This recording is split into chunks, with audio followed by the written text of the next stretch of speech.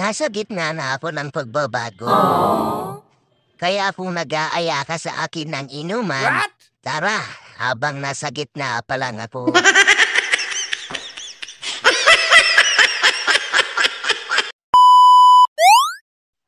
Hindi biro ang pag-aasawa. Kahit sabihin niyong mahal na mahal niyo ang isa't isa, may panahon pa rin na gusto niyong magsuntukan talaga.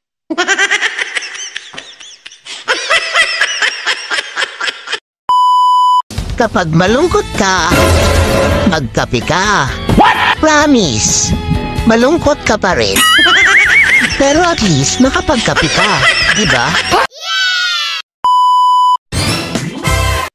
Ang love, parang sugal. Minsan talo, minsan panalo. What? Minsan tiba-tiba. Wow. Minsan bawi lang. Pero alam mo kung ano ang masakit? Ang makita mong panalo ka na sana, pero hindi ka tumaya.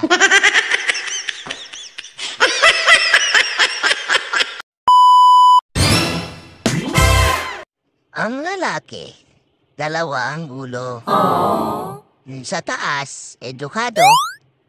Yung sa baba, delikado.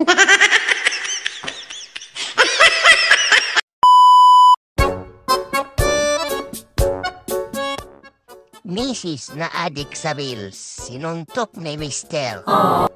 Nakatanggap ng star.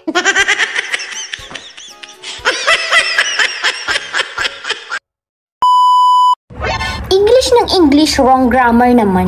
So what is your care? Business your own. Stop grammaring my grammar if you're not grammable.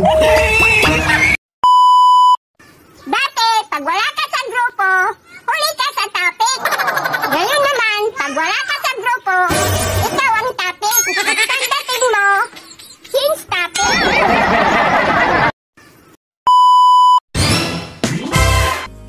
Magastos magpaganda ng mukha.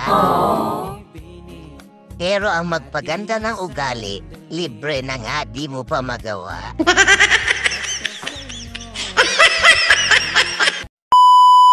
Plastic! Nangiti yan pag nakita ka, babatiin ka pa. Akala mo kaibigan siya kasi nakikinig sa mga kwento mo. Higit sa lahat, akala mo naniniwala siya sa'yo. Pero pagtalikod mo, chismis ang abot mo. Idol, hindi lahat ng mga taong malapit sa'yo ay kakampi mo. Yung iba, pakitang tao, kunwari concern sa'yo. Pero palihim kang sinisiraan sa ibang tao ang matamaan, huwag magagalit. Gusto mo bang mag-travel kahit wala kang pera? Wow. Mag-konduktor ka. Tiyak na marami kang lugar na mararating at libre pa pamasahe, diba?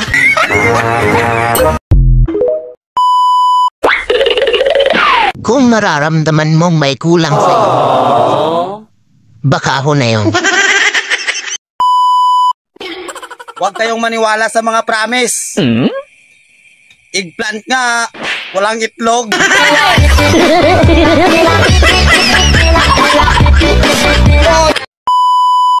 Kawawa talaga yung mga misis na hiniwalayan ng mga mister.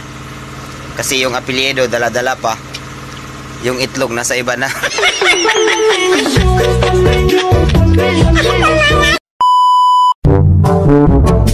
Matuloy lang talaga swimming namin.